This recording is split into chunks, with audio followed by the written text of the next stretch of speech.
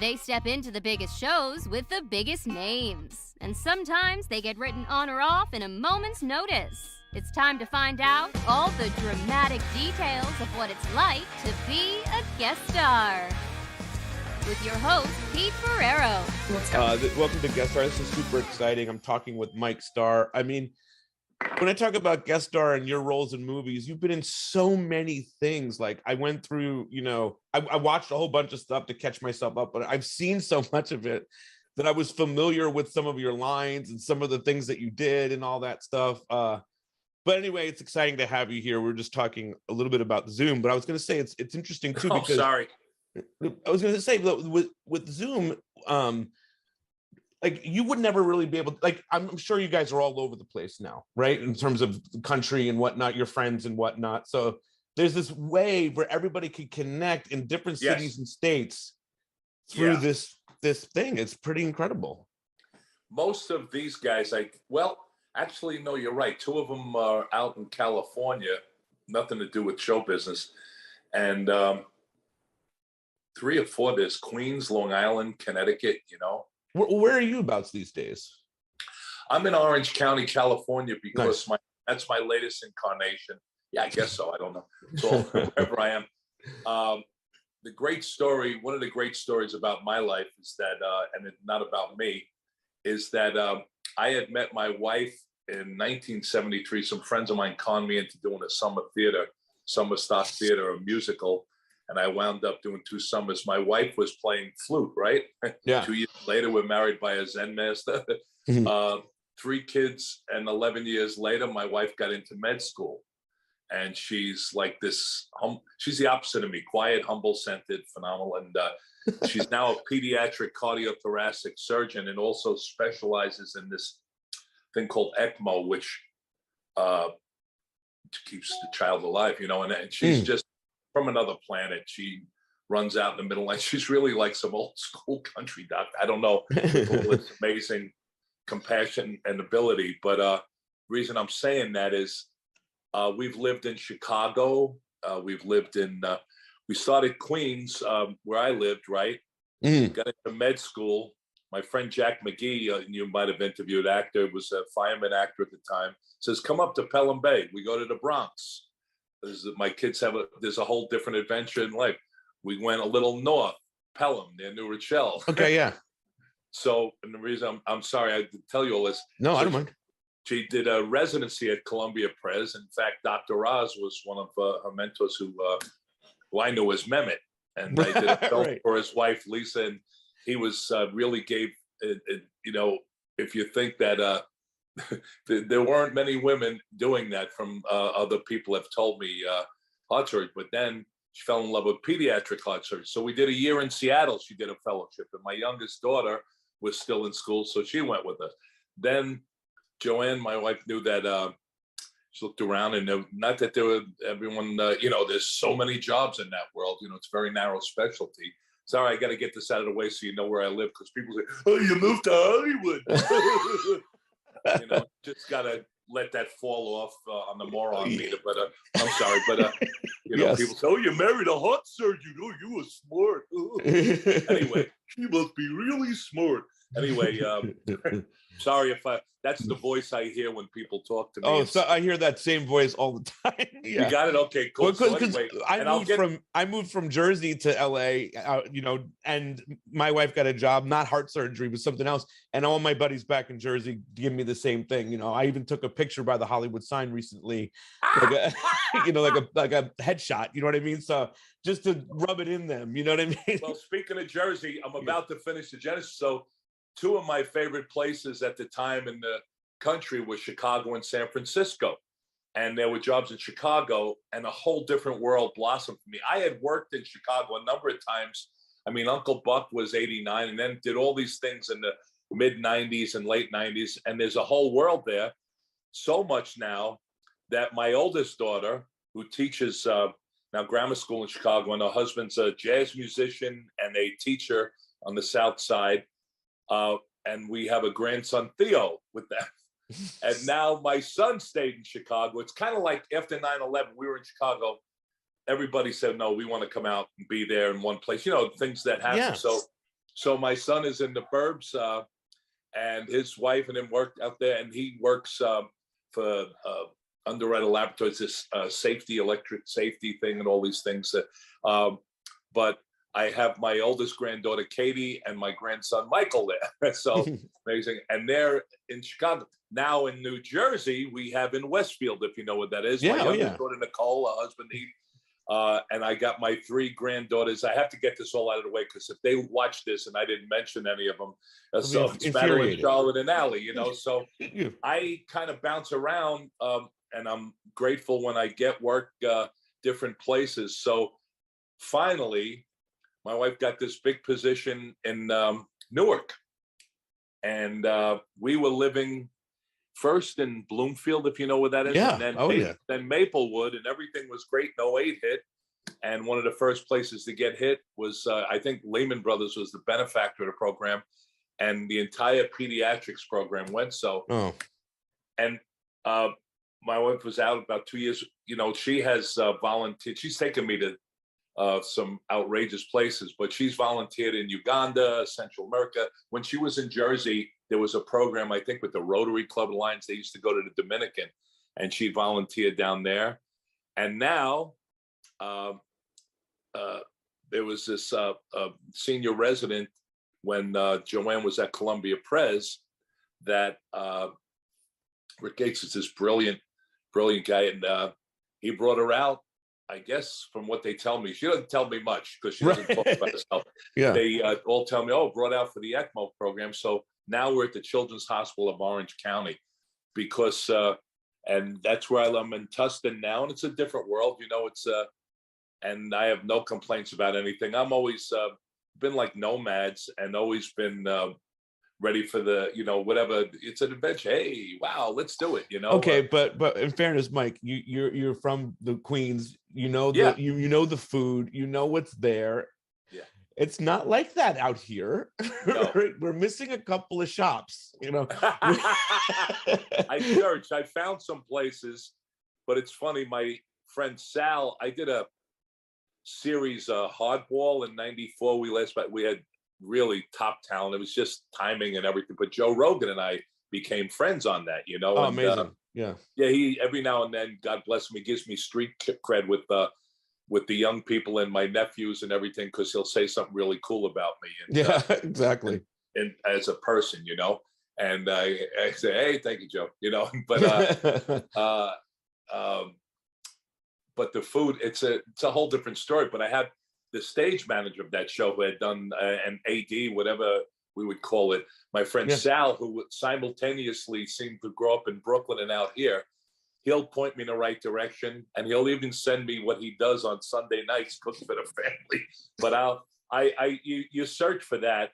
There's some certain types of food that now really you can really get, especially in Orange County of all places. People, the reason I went through all that is because immediately, and I'm sorry, you have to rein me in, and I won't talk any more family. And usually I don't talk personal things, but I try to keep the family out, but it's all positive. Exactly, man. I mean, this is what we're talking about these days. You know what I mean? Okay, exactly. And it's been interesting, going through this and being isolated a lot of times. And it's a lot of great things have come out of it, and doing different things and doing remote stuff like this.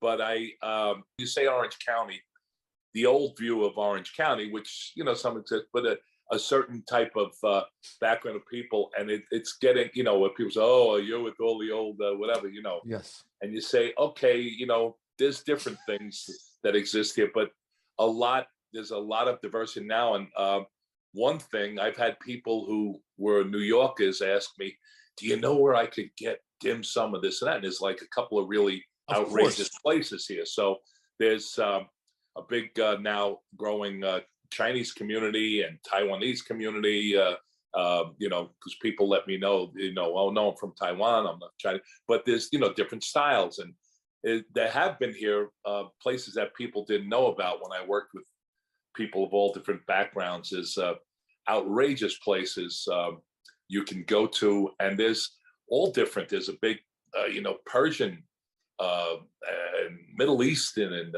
And so you find things. I have a friend, Hassan, has a great Lebanese place, a Middle Eastern place up in North Hollywood. You find things, you know. You do. Yeah, and you're amazed at things you find. So no, I know you have that. Hey, I don't only have that New York. So, oh, you know, there's not New York or New Chicago Jersey. too, though. Yeah, there you go. I mean, man, there's so much good food in Chicago. You know what I mean? Phenomenal. Yeah. So I have chefs. I used to say, if you want to get around in Chicago with anything, sports, anything, know the chefs. And that's true. Yeah, and there's Chicago really, and talk about having different types. But you find them here. You know, there's more grown communities, and Sal will point me to an Italian place, and then I cracked up, and a friend of mine found a place where they sent me. My friend's daughter sent me matzo ball soup and there's a website called Goldbelly, and they that's what we do. Yeah. I mean, you get everything from Chicago, from New York. Goldbelly is where it's at. You know what I mean? I'm obsessed with it. Yeah. Talking to a doctor about it, you know, and I said, "Have you ever heard Goldbelly?" He said, "Are you kidding me?" Because he was from Long Island. Yeah. And we started talking, and our friend Jesse would send us because my wife would like lox, bagels, this and that, and yes, I'm not a big lox guy, I confess, but yeah, there's all sorts. If you find it, I mean, LA. More and more, and of course, in the last 20, 25 years, has become a big place for. You can find it. You can find it if you're looking for it. You can find it here in LA. It takes some things take a minute, but you can find it. Yeah. So I'm sorry, I've yapped enough, but I just wanted to be clear that when I say Orange County, either that or my wife says, "Oh, whoa." Mike Starr finally went Hollywood. Yes. Oh God. I had a nice person. I did a favor for a film, Miss Maria, and we did this film, did it in New Jersey, and it started getting some ground, and it was called Offstage Elements. Really good people in it, and interesting idea, and we did it. And it had a following, you know. So kind. She puts me on this. Now she knows me. I mean, you know, I met her through friends, you know, and really nice person. She's gone out on her own, writing, producing, and she's was a nurse in the, I don't know, trauma or whatever, ER, whatever, but really nice person. And they really treated me well and brought me back. I played a record producer from Jersey or whatever it was I was playing in. But it's so funny. She put me on this interview, whatever website. Oh, you know, because now you have, you know, podcasts, this and that. So I get on it and she goes, and we have Hollywood actor Mike Starr. And I went, "You et tu, Brute?" I said, you. I said that, and I later on said to her, I said, "Please never call me. What are you talking about? Well, you're out there." I said, "I'm an hour from Hollywood. I'm not in the." This wasn't a showbiz move, me coming out here. And what's funny, what was nice, I heard a podcast the other day. My daughter sent me that I did an episode of The Office, you know. I want to ask you about that. It's on nonstop. I can't wait. Oh yeah. So the Office ladies, I think it's called, and they said all these nice things about me. They didn't have all the, you know, whatever the information. They said 2 kids, that's fine. You know, this and that. Right. This was before all the kids were born, I guess, when I did the show, you know, before I had grandchildren. And they did this really nice thing. And what'd they say? Oh, they said I was one of the holdouts. That was the running joke. I wouldn't leave New York, and everybody, you know, oh, there's money, series. But I wanted. My wife was in med school there.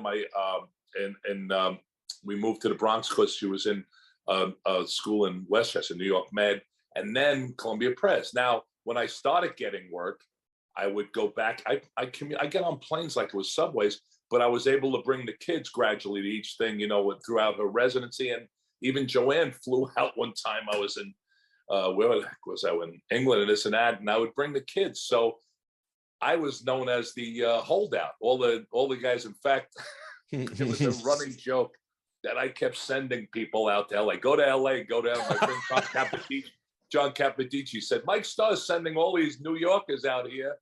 And he's the only guy in New York getting the roles, whatever. He'd say he's sending them out, and they're taking our job. Well, it was a running joke.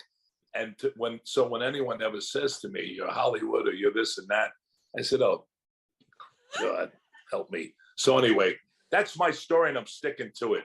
All right, let's go back to the beginning. I always start here. Like, where did the acting bug start with you? How did that come into your life? Boy, that's a great question. Watching watching TV, because you want to do this and that. And I was in people would ask me, say, "Oh, what was it like growing up with the Goodfellas?" No. I was in a blue collar, working class background, really multiple diverse. But I was talking to my friends yesterday about this. You, being half Irish, you were brought up there, and it's not mean. It's just that, especially with immigrants, it's that mentality of get a civil service job. You know what I mean? And there's nothing wrong with them. I'm not saying, but it was. I wasn't exactly. There weren't a bunch of people becoming actors, especially in my age group. But James Russo came from the same area. Once in a while, we see each other. But he's a few years younger than me, and he's a very specific and great talent, But he's got a great energy. But I started, it's interesting, you'd watch TV, this and that. My era grew up on westerns and I guess war movies, which is why later on I'll tell you why I said the Commandant. Martin Scorsese cracked up when I said that in Goodfellas. But I had a nice thing happen. Joe Papp, I don't know if you know who Joe Papp is, and he's mentioned sometimes, even was mentioned in this Tick, Tick, Boom. He started the Public Theater, Shakespeare in the Park, and all that. And what he did was he brought traveling groups, but I mean names in the theater and film and TV through the neighborhoods to the projects. Now, again, I don't want to say, and I was standing there and doing, it was like I said, working class, mixed neighborhood, but they came around and I saw, I don't know if you know Blazing Saddles, Cleavon Little, right? Yeah. Mm-hmm. Cleavon Little was big off Broadway. He was doing this thing, Scuba Doo, all this stuff. And he did kind of, they called it a rock Hamlet. And he walked through the audience and he would say to be and not to be, and he'd go, "Do you ever read any Shakespeare?" He talked to the people in the audience, but it had such an effect on me. And I remember talking to him at the Good Humor Truck, ice cream, and he gave me advice. I was about 15 or 16. And then James Earl Jones, I got to work with him. I wrote a paper in college on him. James Earl Jones did plays, and Roscoe Lee Brown, if you know who that is. And oh God, I got to thank him. I got to thank both of them. I never got to thank Cleavon Little. But something happened seeing the theater, And in high school, I had something happen when I was a kid. They thought I had some form of polyrheumatic fever. Can you believe it? I was a really active kid, playing ball, and it wouldn't clear me to play high school football. And George Collin, I went to one of these powers thinking it would clear up. I eventually was a walk-on later on at Hofstra, which is a funny story. But George Collin used to say, "You can't play sports? Be the class clown," or something like he used to do. Sure. Well, I used to fool around and do impersonations of the teachers and some people.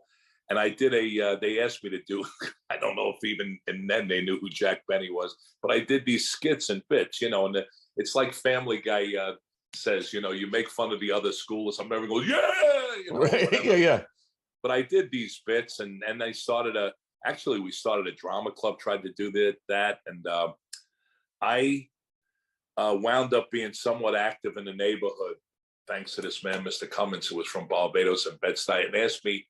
I ran programs. It sounds, I'm really giving you a lot here, but what happened, I want to answer it fairly, all the people. Of course. So I thought I'd be a poli-sci major at Hofstra, right?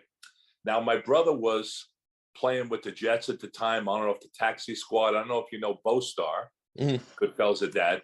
People don't know he was playing pro football. Well, he saw me in a play.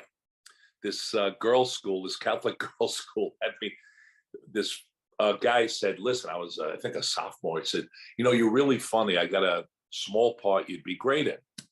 So I did it. My brother came to see me with his girlfriend at the time, and he said, "This is what you're going to do." I said, "No, no, no. I do it for laughs. I'm going to be a congressman or something, whatever." I thought I'd be. Right. And he said, "No, no, you got what's called charisma." I never heard. He said, "You're going to do this." Now, this is my brother being a stage mother, you know. Yeah, yeah, yeah. My father never repressed anything. It's funny. His parents were immigrants from Poland, you know.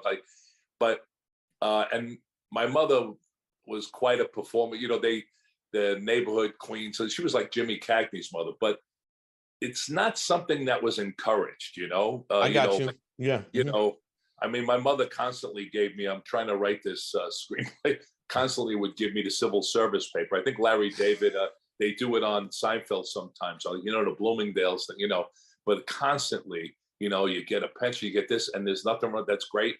It just wasn't your path. You know what I mean? It's exactly. But when you know that at such a young age, that's so important. You know what I mean? But well, here's what happened. I go out to football practice at the Jets to see my brother, and my dad took me, very quiet, classy guy, you know, and you know, we were used to meeting the New York Jets, 1967, 68, around there. Hey, great. Well, my brother ambushed me because he was very multi-talented person and different people liked him. And one of the heads of the drama department came, Carol Saker, and there was this actress who was like my top actress in the country, because Hofstra had a great drama program, undergrad drama program, and they won the American College Theater Festival when I was a freshman. Well, he sits me down with them, and they start pitching me about the drama department.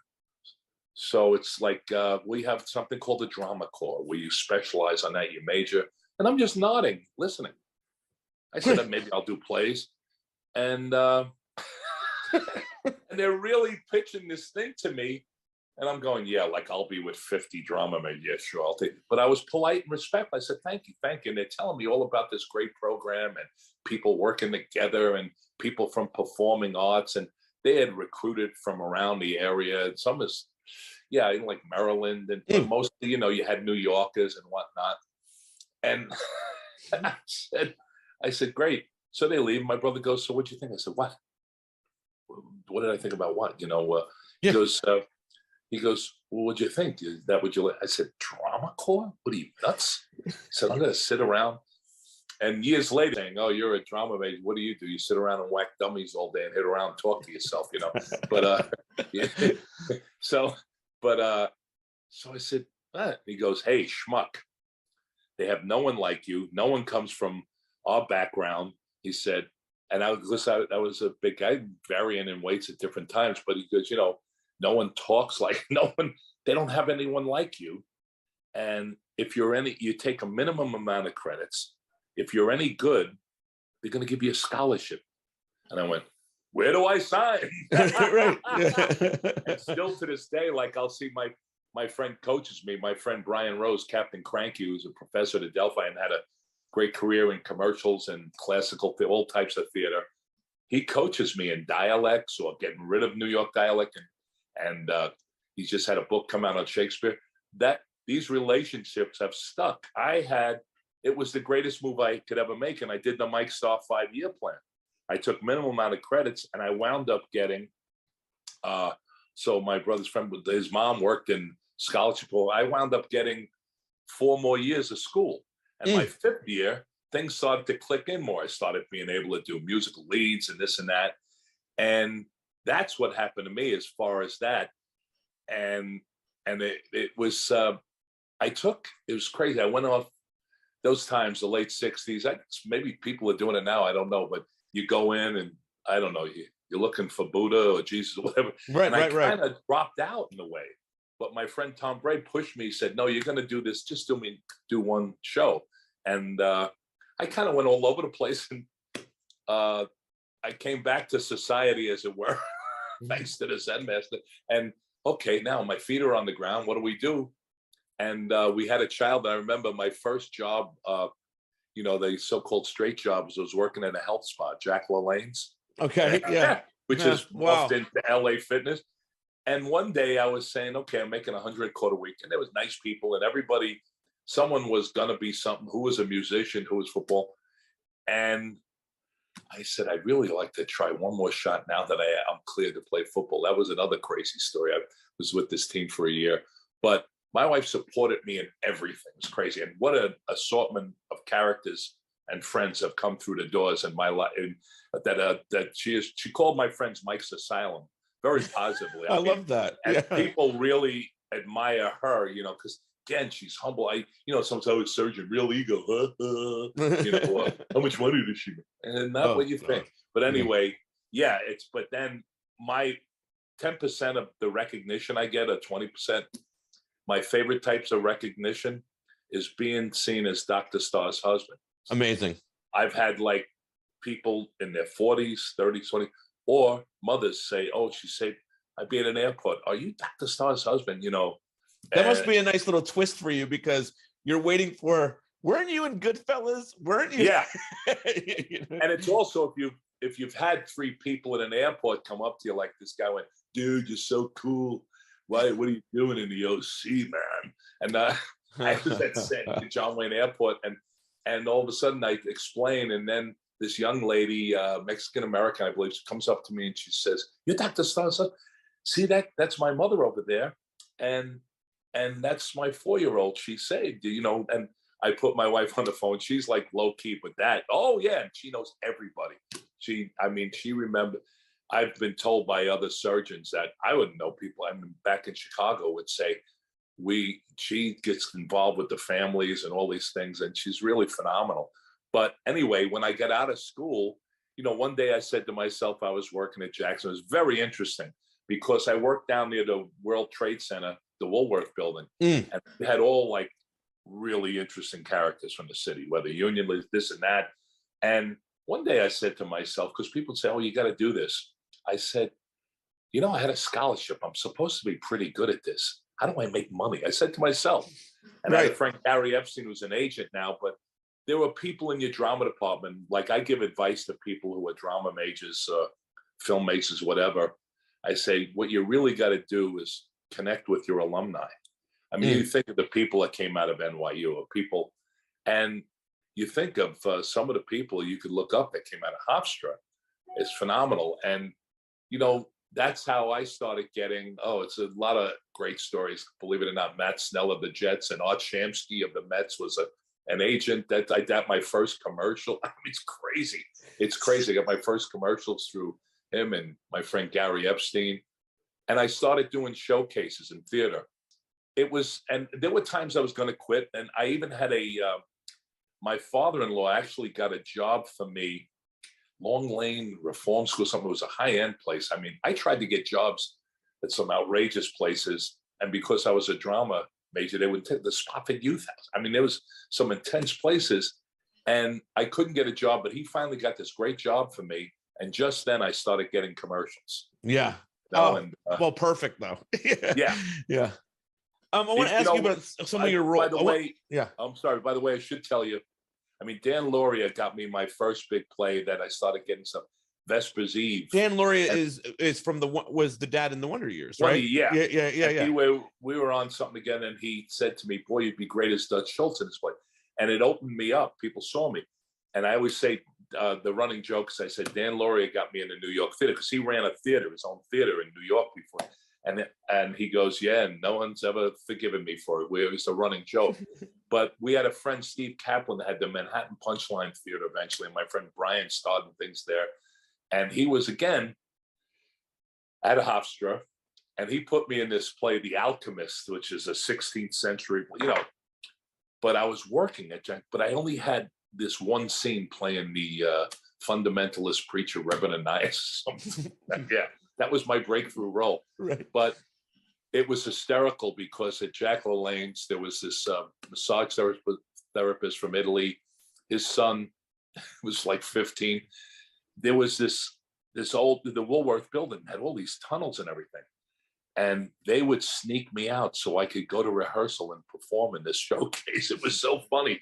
I had instructors cover me. Okay, Mike, they need you in the front office. All of a sudden, this back door would be open. Oh, that's amazing.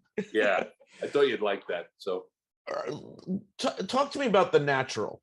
Is that the first big movie that you're in that you think like, wow, this is like, I mean, I know you were in a lot of other things, but no, that's all right. No, I'm yeah. trying to think.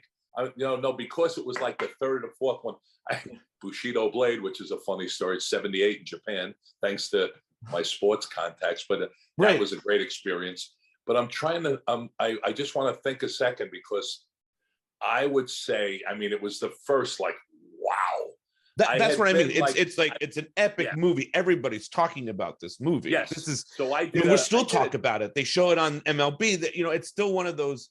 It's for baseball. It's like this iconic movie, right? So, yes. So what happened to me was I did a day or two on films. I think I had done some TV shows, but I was doing a lot of theater.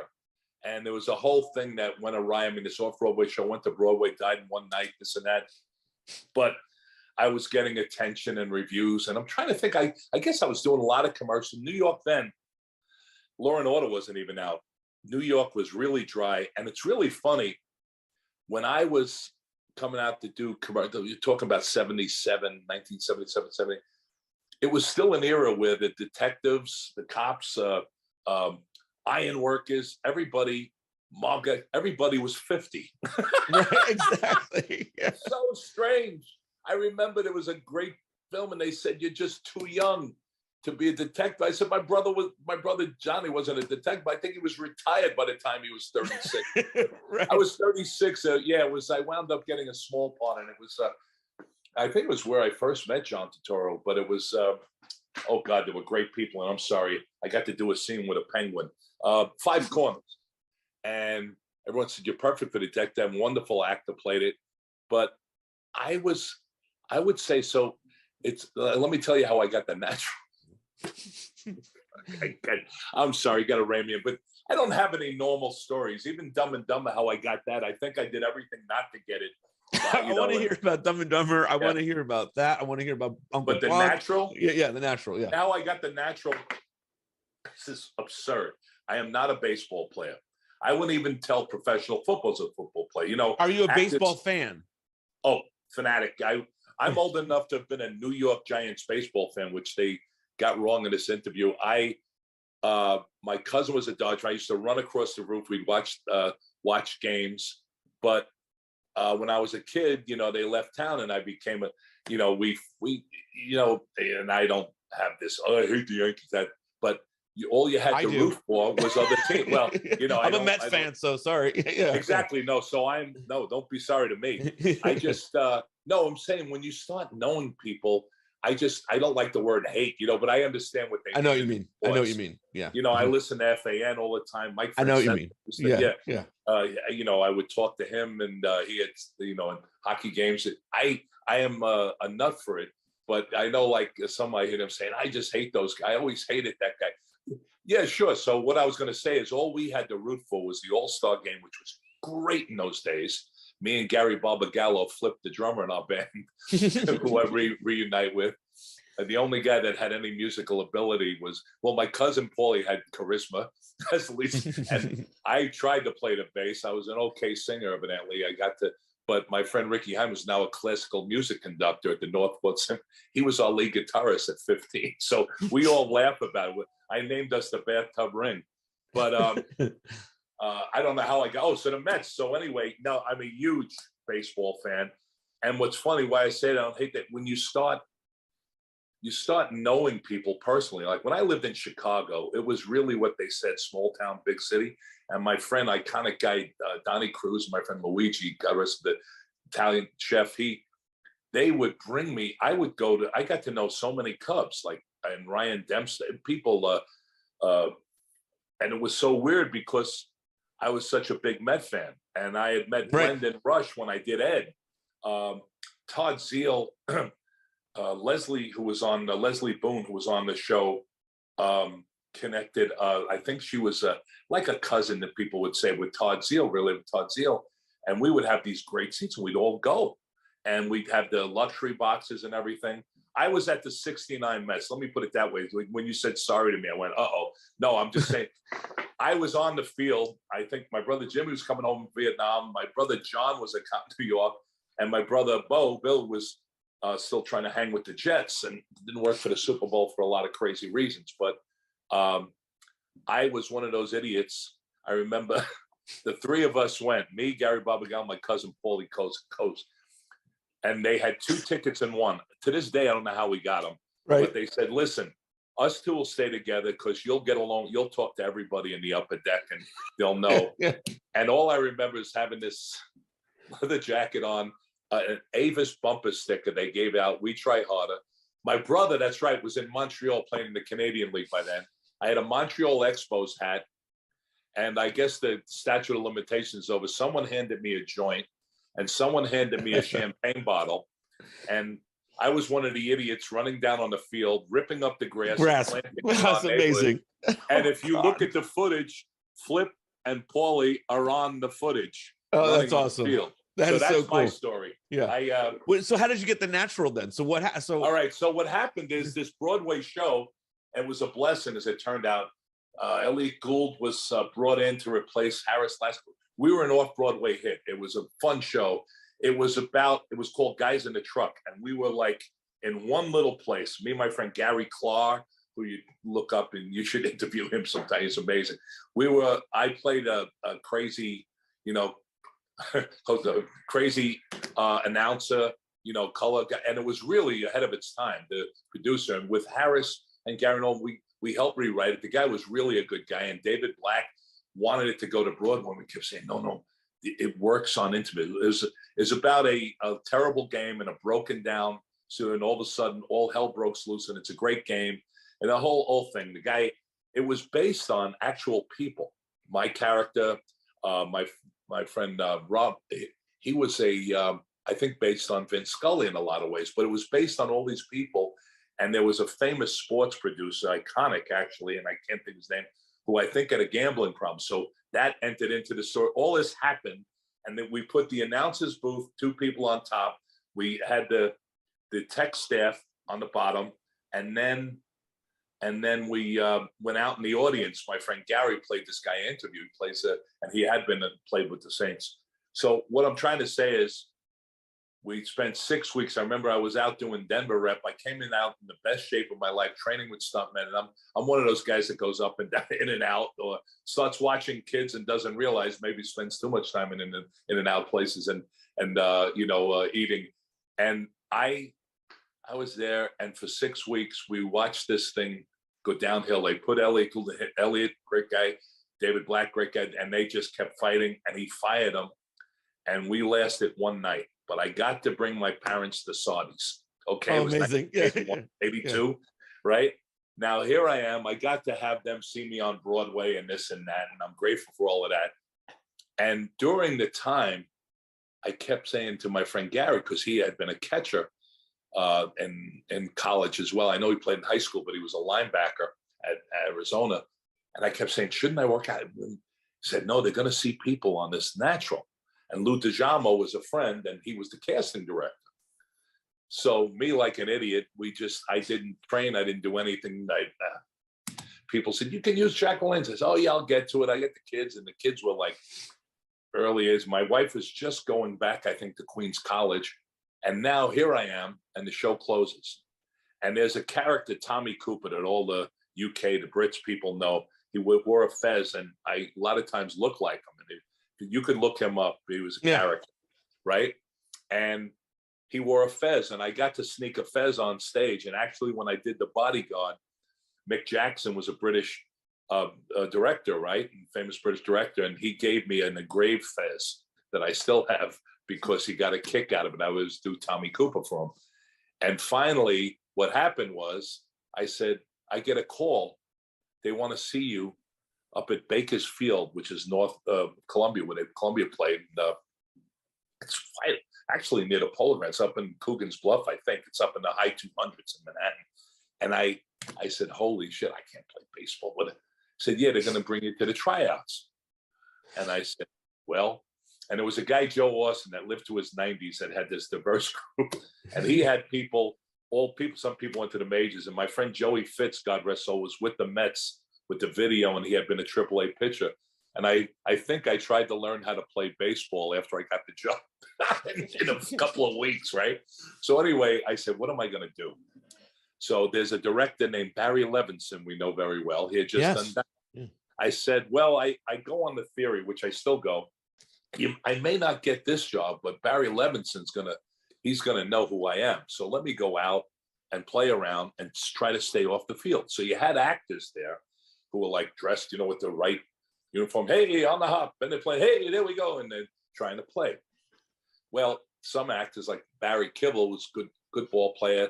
There were some guys in college that wound up getting it, but some of them weren't even actors that got it. And you had a lot of ex-baseball players, and it wasn't going to happen unless he cast guys with great faces. So I don't know any of this, and I'm standing clowning around. Fortuitously, Sonny Grasso, who became a big producer, but he was the other guy in the French Connection, right? The police, right? He had this is so crazy. Well, I happen to know, if you see The Natural, you'll see Doc Dizzy. Hey, it's Mike Trainer, Irish-American guy, cop, this and that. We had a mutual crazy friend that my brother worked with that we knew, that I actually used the guy's walk in Uncle Buck. He was this cop who was always wrecked in the neighborhood bar, right?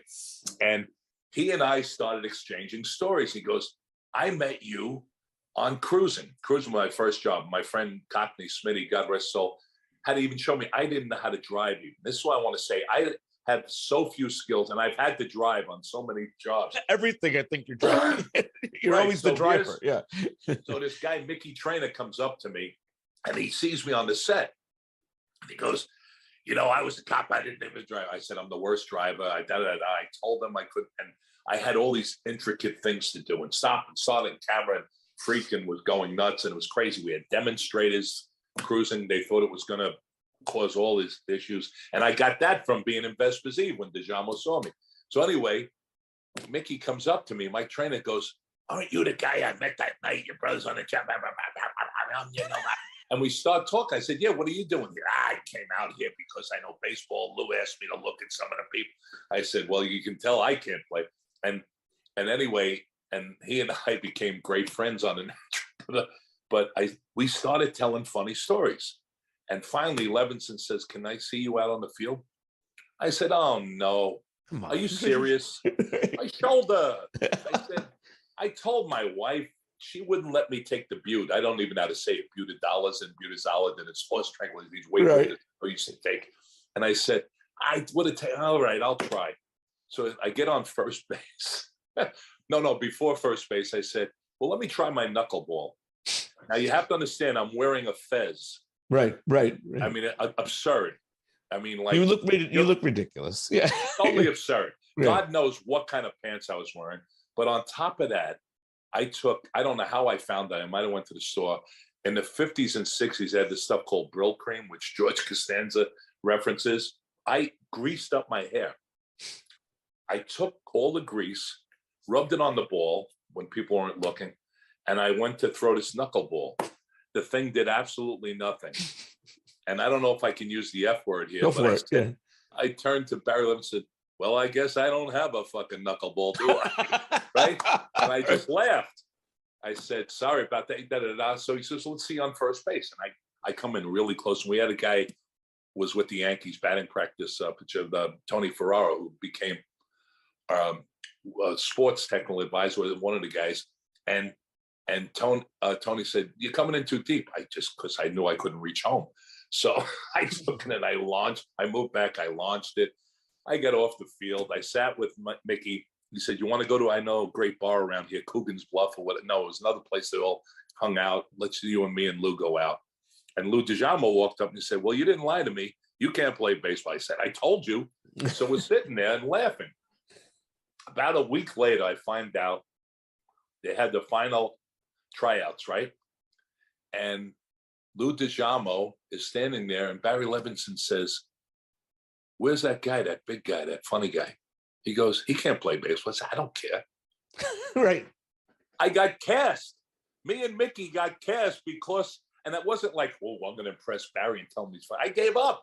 I didn't try it. I sat and laughed with Mike, and we went back to the bar with Lou DeJamo, some bar up there on Vinegar Hill, I think it was called. Yeah. Famous bar. My brother knew it. And my brother Jimmy knew it. And we laughed. And I said, well, it was a nice try. I can't even pay the rent now. I just was at a Broadway show that closed. I get this call. I couldn't believe it. I got up there, and Mark Johnson, the producer, I did a FedEx commercial that was banned. See, that's another thing. I would get on these commercials that were controversial and we'd be banned for being offensive. Right, We were offensive to the U.S. mail, whatever we did. Of course. Guy, right. Yeah, there was a guy, Pat Kelly, used to do that style from Seattle. I go, I'm looking, looking for it, the bag, and they said, nah, throw it off. But anyway, I get up there, and these guys have been there a week. And I got to be really good friends. There was a guy who was with the St. Louis Cardinals, and we lost him at a young age. And we became best friends. Kenny Grisano, my wife, got very involved with his family and him, and I got involved with his family, and we stayed friends. And I lost him about the age of 40, but he had the greatest sense of humor. We bonded over the honeymooners, right? And I love that. I mean, that's the show. I mean, yeah. And he wound up being the pitcher on the natural at the end. He wound up being the guy. And the only time you see me on the field, on the film, is I'm warming him up. And I said, Kenny, take it easy on me. And I'm in my Knights jacket, warming him up in the last inning of the game. So that was my claim to fame. I love it, man. So I get up there, and I'm out and Tony Ferriero says, okay, Starr, we're going to get you in the shape we're going to get you. And I wasn't in the best shape. We're going to teach you. We're going to get you going. And he gives me a bag. And he says, just shag these fly balls, these or whatever, go get them. Now, they got guys like Joe Charbonneau, who was a real character, 1971 rookie year. He's hitting these line drives, and these people are hitting line drives, and I'm like ducking, and I got this bag. And this fella, Eddie Seip, by the AAA med, almost made it, and he was a wild man, interesting guy, very philosophical, winds up becoming a Catholic priest, great guy. He was just always searching, but he was this handsome, wonderful guy. And he says, what are you doing? What did they got you doing? I said, Tony, no, you don't do that. So he said, that's like scrubs. That's insulting. And Tony didn't mean it to be insulting. He just knew I wasn't going to be catching it. He said, no, you don't do that. And there was another guy that said, get this. No, Eddie said, come over here, talk to me. I love you. I've seen you in shows, I've seen you in a play and this. And we start talking. And all of a sudden, Barry Levinson, I'm like ducking line drives, and Barry Levinson yells out, Mike Starr, get the hell off the field. What are you, trying to get hurt? I said, okay. I come out, and I learned so much, which helped me in Goodfellas. Like Barry Levinson, who's just the greatest, and I wish it would work when things happen. I wound up watching baseball with him. Baltimore won that year. He was just, you almost felt he was trying out jokes out of me. He'd share things with me that you'd almost hear styles come out later on. I don't mean in a bad way. He liked my humor. He said, listen, now this is interesting. I want to tell you, so I hope I'm not boring you. No, I love all this, man. Yeah. Okay, so good. So he said to me, and I do this with class, he said, now listen, because so many people bullshit people, or you're going to be this, and, especially real people get on, hey, I'll just talk like this and everybody will love me and whatever. Sure, okay, great, whatever. I'll say, hey, I was this and I was on that job or whatever, He said, now there's going to be a lot of stars on this movie. It's not even fully cast yet. He said, I didn't bring you up here to play baseball. He said, I thought you were so funny that day. I overheard you and Mike Trainer. They brought Mike Trainer in, and they combined two characters, Doc and Dizzy, and they made him Doc Dizzy. And he had ad libs. He and I, according to the crew and some famous camera people, said, I can't believe they would cut out they were quoting us constantly. And he did a monologue with Wilford Brimley that did make the whole thing about talking about Gunga Din or something. And right. Mike Trainer was a walking trivia master, and movies, and he talked like this, and I never liked that guy. Brian Dunlap, he always played a rat, Yeah. So, and they would do things, and Wilford Brimley, who taught me a lot about ad-libbing, and he was very close to DeVal, and he taught me a lot about camera awareness and things, and just what's going to get in something. And there's a lot, and they don't come any better than Mr. Farnsworth, Richard Farnsworth, who was a classic stuntman and wound up being this great actor, the two guys. And they would ad-lib stuff, and no, we could never come near them. They'd ad-lib singing. And Robert Redford was the greatest. Okay, yeah. I have a great story about that too. So anyway, Barry says to me, you're only going to be on for about you'll be on it maybe 10 seconds to 30 seconds. So when you ad lib, I'm going to ask you to do things bing, bing, you know, just every now and then, I want you to throw in stuff. Not everything made it, but some really cool stuff made it. And I said, that's cool. He said, I want you to think about that. So now we got to think, what are we going to justify you sitting on the bench, whatever. So my brother told me, tell him you're a guy, because I had gained the weight back from Denver. He says, tell him you're a guy that's eating his way out of the league. We always had players like that in different sports who just said, good. He goes, yeah, I like that. So I found spots to eat that not all of it made it. There was some funny things. And I had this running thing. Not all of it made it, where I'd say, you know, I got this thing in my stomach. I don't know. I had some bit there, you know, and which the crew would always do for me and some of the actors. But he said to me, I want you to think in those terms. And it was so honest, because he said, there's going to be, you know, I mean, you think about it, you see that movie, the Star Power it was, and the people that were in it and the money that was behind it. So he told me the truth. So I knew how to get things done, you know. And I mean, he and Martin Scorsese, you know, the free reign they gave me and the freedom, I learned so much, you know. And I got to do things here and there, and then fun ad libs, or people would ask me to do things and make up even monologues sometimes. But it was like such a great experience. Now here we are. I've just been in a show that closed in one night. Now I'm standing with all these people. And actually, Mark Johnson at the end of it said, boy, it's like you learned how to play baseball in this, because every day I would play with you. And right, I did. Sure, yeah. I mean, all right, we all played Little League, but like I said, I never met long time. Little League's a long time ago. You know what I mean? And especially I got sick at 9 or 10. I used to have to sneak out and play on some church team or a neighborhood team, you know, but I didn't have like all the people, Coach, okay, you put the glove on the ground and it comes up and this and that.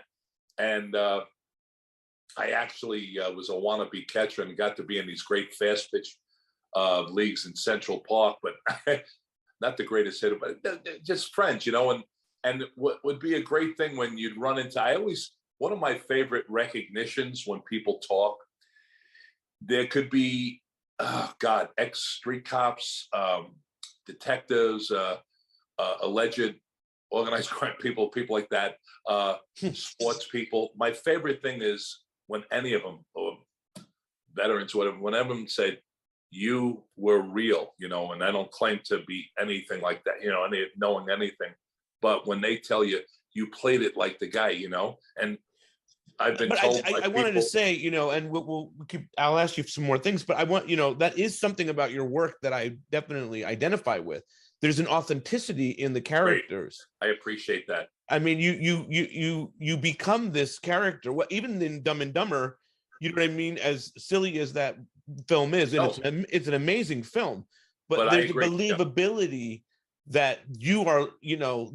I love the scene in Dumb and Dumber where when it first happens, when you guys are in the airport and Jim Carrey takes the briefcase, you know what I mean? Your reaction to all of that is from a place of authenticity. You know what I mean? And there's a light, there's a beautiful light that comes out of your work, Mike. Like, it's just, when you're on screen, you take it in a way that is building the moment and the scene that is just, it's just beautiful. Wow. It's something that you're able to do. The God's ears. No, that means a lot to me, because it's funny when I finally hooked up with the Farrelly brothers. I was going to all the wrong buildings in LA. Tell me about this. You said, I will. You said basically, yeah. The ending of the story, but I'll start it over. The ending of the story is that Peter said to me, you know, Jim insisted on having an actor who played this and can be very real, even though it's a comedy. I mean, of course I went, but people do get that when they have, but you know, when we went for the comedy, but that means a lot, because Jim and the Farrelly brothers really wanted this character to come from a real place. Now, there's some dynamite comedians that are super actors, obviously, and especially people that come out of Second City or whatever. But and then that's not stand-up comic, but there's also stand-up, obviously, that are great. So I didn't want to say, oh, they don't want a comedian, but he didn't want someone, from what they told me, that was known for stand-up, and that's why he's in the movie. It's, you know, our guys. You see a lot of these movies. Hey, all our guys. Hey, we're all, you know, which is cool. which is good because I don't have that attitude that everyone had to, you know, go to the Royal Dramatic Arts or whatever, you know, whatever works, as it were. So, but saying that individually to me, it's not a besmirching anyone else. They felt that I had played real people in movies already and would be believable, you know, as a mob guy. And I tried to play it from that standpoint. I didn't try to go, whoa. No, I mean, there's none of that. Right. Exactly. Yeah. You know, and it's great that you're not a stand-up comedian. You know what I mean? Like you are, because that it would have just made it so hokey. You know, I genuinely believe that you and Karen Duffy, you know what I mean, are trying to Rhode Island. Yeah, Rhode Island, exactly. And that this incident happened. You know what I mean? Like, that's why that movie works so well. That's why you care so much about those characters, is because that hunt that you're initially on with them. You know, what was it like though for you? Well, I want to ask you though. You said that you almost didn't. You did everything not to get that part. I'm curious how you almost screwed that up. And then also just working with those two guys and you being the serious actor in between those Jeff Daniels. Jeff Daniels is one of my idols. I mean, Carrie exactly. At the time, comedy idol. You know, I mean, look what he's done. So many great films. But Jeff and I, Jeff was very quiet on the set. You know, but I'm looking at him transform himself as this outrageous character. You know, and we would have great talks, but I would do anything to, like, Jim was nonstop, blah, blah, blah, and fun. And I hung out with him and those great stories with him and watched hockey with him. And he told me about his life and interesting. And if I saw Jeff being really quiet or like this and that, I would be really bonded. I start talking to the camera people in gibberish. I'd say, you got me in a cowboy? You got me on a 60? And some people appreciate it, some people don't when I ask them questions, you know, but I say, I did kind of a takeoff because I knew California stunt coordinators, they would say, now listen, I want you to, and I'd start telling the guy, you set your camera right here and my guy will come and we'll do the gag up this way and I'll send the truck up that way and my other guy will be on a 45 degree angle post. And I'm doing all this. I said, are you getting my eyes in this? You getting my full face? And Jeff would be like this, like he was sleeping, like he was such a professional, but he'd be sitting there until action, right? And Jim would be going bob, bob, bob, bob, and it all worked. And they were wonderful to be with. Jeff finally, I kept talking nonsense. I said, well, I need a depth of field here and, get a 45 or 60. And I love it. And I started throwing all, you got a leak on this. What kind of, I would take your wrap down on the and I'm just talking nonsense. And the crew loved it. Jeff finally turned and goes, what the fuck are you talking about? Shut the fuck up. He started laughing so hard. And he was writing a play. And we went into his trailer he wanted me, it was a real funny play. And he had a theater, Purple Rose character, but he wanted me to give him some stuntman talk, stunt coordinator talk. You got to, Hollywood stunt, California classic talk that I impersonate people all the time, different things, and they get a kick out of it. So so he was great like that. He was wonderful. But what happened was I was brought out, I told you I was a holdout, and it'd be so funny. Here I am, my wife's in med school and then a resident and, and I don't think people know the financial story behind that. So now she's a resident. And I would be playing softball in the park, trying to get jobs in New York. But here comes this movie, Goodfellas, and then Mad Dog and Glory, which I was very proud of, which was one of my best experiences as well. And then The Bodyguard. I mean, it's like hit, boom, boom, boom, and I'm boom. Mr. New York. That run, And you even did something with Mick Jagger. I think you did a movie with Mick Jagger. That's a funny story. Yeah, I was cut out free Jack for the most part. I was supposed to meet Mick. Yeah, that was a real. I might as well tell that story. But anyway, so I was still doing. Oh God, I got on Crazy Ways. I got on this thing that was going to be a great. And I meet Blake Edwards, and all I want to do is be in this play that he's going to do. But all of a sudden, I wind up, he's doing a remake of with Roberto Benigni on Pink Panther. I would get these crazy jobs just when I'm like, am I going to get the rent on this or the tuition? and I'd get these jobs that would come out of nowhere. So now it's 94, and I had this agent that's starting to move up in the world at the time and doesn't exist anymore. But and he was moving up in LA, and he said, "Listen, you got to start coming out here." I said, okay. Well, we got a Disney deal, and they pitched a few shows to me. And Joe Rogan had been discovered. I believe Gene Blight. Gene Blight is a great guy, and he was a real legitimate, honorable person. And he was a theater guy, but they would scout people all the time, I think, in the Montreal Festival. So anyway, I'm sitting and listening to the different stories, and they said they had this baseball idea. And originally it was single camera. It was brilliant. It was just, I mean, the idea was ahead of its time. Kevin and Jeff, I'm trying to think, Jeff Martin and Kevin, really interesting writers. And I don't want to go off on it. It wound up, the powers that be switched it to like 3 cameras, 4 cameras or whatever. And they were pushing them back. And Joe Rogan and I stepped in where we had the balls to do well. You see how Joe is. So yeah, exactly. Yeah. That's him. You know, people, I don't get into who's political or cultural things. Right. When people either want to praise him to me or complain about him, I said, all I can tell you, he is an honest, good-hearted, sincere guy. Whatever I said, I said that, I mean, he was like that then, you know what I mean? It's not like he all of a sudden found I'll do this. No, he is to me, a pure being. I mean, there's people that get upset at him. There's people, I'm not getting into any opinions or anything. I'm not saying that. Yeah. I'm just saying, when you know humans, does that make sense? It does make a lot of sense what you're saying. You know the person, and that's just who Joe Rogan is. He wasn't trying to be necessarily political, but he was just being Joe Rogan. Right? Yeah, and he doesn't, and he's not intentionally hurt people. I'll tell you, I've watched him really have patience with some real assholes. It's great, but he is a vibrant guy, and we had really dynamite people.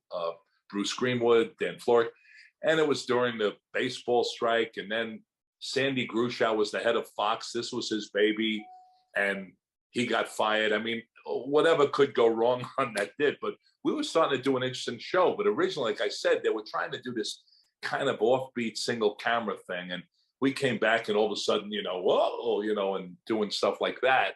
But it was called Hardball, and it was very clever. And we were next door to Seinfeld, and a couple of the writers used to tell me how much they loved it. And they come over and talk to me, and they loved the show, and they thought it would go. And we lasted, I think, 8 episodes, but we had followed The Simpsons and held our audience, and Fox wasn't Fox yet, as far as shows. So it didn't happen. So anyway, we get there, we get the job. I get the job, and wow. So they bring me out there, and I'm on the set, and they do these publicity photos. And I said to everyone, let's do these photos that will never be seen, and you see them sometimes, So I started having everyone posing like, we're funny guys. And I said, hey, 2 funny guys, 3 funny guys. Hey, there's a funny gal. I was making fun of the whole thing. And I was right. They never saw the light of day. And me and Joe and everyone were in baseball uniforms, and Dan was the manager. And me and Bruce was like the old school guys. And again, I was the catcher that was ready to retire. And it was we did some stuff. It was just the greatest job. We'd go to Anaheim Stadium, the Angels, and we did a couple of things there. And they had interesting guest stars of sports and acting. But anyway, so I'm standing in the publicity thing. Now, mind you, a few weeks before, I'm out visiting my brother who lived in the Burbank Rancho area, and we're driving around, and I didn't read the trades. He goes, look at this. He goes, Jim Carrey to get $7 million. And I had heard that New Line or something said after Ace Ventura bombs, he'll be happy to get whatever. Right. Give him, So anyway, I go, wow, that's great. And I remember when my wife was in med school, me and the kids would watch Living Color. And, a lot of times she'd be busy on that night. And that and Gary Shandling show and this and that, we'd watch it. It had a so-called nanny. I don't want to say we needed someone that was legal to, if either of us wasn't there, and my oldest was getting older. Huh? Like a helper. Yeah. Yeah. And then we had some interesting ones. Some were artists. Actually, one of them turned me on to Matt Groening and The Simpsons. This artist, Julie from Spokane, she was great. And there I am. Sam McMurray gets me on Tracy Ullman when I'm out there doing a play, and there I am, and Dan Castellaneta comes up to me and says, "Sorry, I'm late." I said, "What do I give a shit?" I did a couple of shows, and Tracy Ullman, I'd never seen anyone work as hard as her. Actually, George Cullen was one of the hardest workers I've ever seen. When me and Stephen Root worked with him with Kevin Smith, and very serious work and just great. But Dan goes, "Did you ever hear of Matt Groening?" I said, she gave me this book, and they're in the Village Voice every week, he goes, "The Simpsons." He goes, yeah. He goes, "We're doing a 5-minute show. I hope it works." And I said, "Oh, that's great. I hope it works." Now that shows how old I am. Good luck. 1987, I'm doing a play with Malcolm McDowell out there, and Swoosie Kurtz, and so many cool people. Vince Scavelli, so many cool people. And it bombed. It was a hit in New York in a smaller theater, one of those things. We're at this high-end theater to tape it. And I start getting all this work. And it was weird for me because, again, that's 1987. I'm used to grabbing whatever I could in New York. I'm going on Paramount and all these places for auditions and getting these jobs. It was like a kid in a candy store. I said, "Really? There was 2 jobs in New York. There's 20 jobs on a set, on a lot, Yeah. So anyway, back to, I'm on the set of Hardball. They're doing, we're doing the pilot. They're taking pictures of us, and finally, I get this call about this. There was an agent working there, a woman. There's this movie, Dumb and Dumber, and you've been requested to meet them as this mob guy, or whatever. And I said, "Really?" I said, "I didn't even have a car yet." I had a license, but I didn't have a car. And there was a guy, a big country guy, Chris Browning, you see in some things. And Chris goes, "You need a ride somewhere?" I said, "Santa Monica." And we were in Studio City, I think, Burbank. We were on the other side. "I'll take you, I said, "Really? Here's the address." I wouldn't know how to the 405, the 101, all this. There's no Google Maps, none of that shit. Yeah. Just... Right. Your Thomas guy? No. So he takes me, and I don't know if that was, because one time he took me for one time it was such heavy traffic, and I said, "Geez, there must be an accident." And he didn't mean it this way. I think it was him that said it, but it was like some old punchline to a joke. "Geez, I hope so." And I said, "What?" He goes, "No, I didn't mean that. I mean, there's got to be something. This can't be like this all the time." I said, "Oh, God, all right." So I get out there, and I go to the wrong building. I'm going everywhere. I'm knocking. Wow, what are you talking about? Who knew what Dumb and Dumber was? I go to the wrong building, and then I find the right building, and I go to the wrong room. All right, every way I can possibly lose this job, I'm doing it. Where is this Mike Starr? Right. So now I start walking around these dark halls, and as I remember, it was a dark room, and there's Peter and Bobby Farrelly. "Mike Starr." And I said, "Oh, yeah, I'm really sorry. I just don't know. I'm from Queens. I'm sorry to use that old excuse. I'm a New Yorker." We start talking, and they don't come any better than the Farrelly brothers. Right. They did. And their loyalty to their friends and child, I mean, they're just so great, and family people and they start talking to me, and they said, "We loved you in Mad Dog and Glory." I said, "You don't know what that makes me feel like, because we really avoided cliches, and it was one of the best scripts ever. And some people felt it was sold wrong, some actors, and it was just one of the best experiences, because I actually got to do something I wanted to do and not play a cliche. And Richard Price, one of the greatest writers on earth. And The Bodyguard, I didn't realize how much, sometimes I did, but how much I learned. Whitney was a blessing, but Kevin Costner, how much I learned. And I made friends on that with Bill Cobbs and Gary Kemp. But Costner, you could see how much he knew about filmmaking and how much he shared with me on the set. I mean, talking to me. And he was just so good to me. I mean, we weren't chums or buddies. I don't mean to claim that. Sure. And, we didn't, "Hey, what do you think of this?" But no, he was just so good. And he did invite me on some really cool events and this and that. But I don't know how I got off on that, but I was talking to the Farrelly. Oh, yeah. So I had done stuff, But they talked about that, and the character was like from another planet. It was nothing near Joe Mental. But I started reading. I said, yeah, great, and they don't pay a fortune for guys who have just come out, which is fine. I mean, to me, it was great. We're living in the Bronx. My wife's a fourth-year resident. I got kids, and I went back and forth. We would film in Utah and Colorado. They had a blue-collar working class mentality. That's the Farrelly brothers were like that on the set, and there's so many in-jokes they had and Friends. I imagine. Yeah. You like Dumb and Dumber? You're a fan of Dumb and Dumber? I love it, man. Yeah, it's great. There's a scene, Cam Neely plays Seabass. I told everyone I was acting. Yeah. Hall of Fame. There's a scene where we're in the diner, and Jim throws the thing over, remember? Yes. Well, there's, and he says, I'll have the soup of the day, whatever, soup du jour, I'll have that, and Jeff and him doing all that shit. Well, and I mean shit like funny, the waitress is sitting there reading a book. Well, the waitress was the Farrelly's sister. Oh, I got that. I didn't know that. Yeah, that's cool. Yeah, and I didn't either. And, they introduced me, but they said, Mike, check out the book. This is a story. Well, hopefully I have it right on broadcast, but I believe she might have come through a tough divorce before that. It's possible. That was the word. I don't know. But they have her reading at the end of the shot when, Seabass runs, everyone's, where'd they go? And they run away. Yeah. Well, they have a shot of her reading a book, and it's a fake cover. And it says, of course you're angry. That's their humor.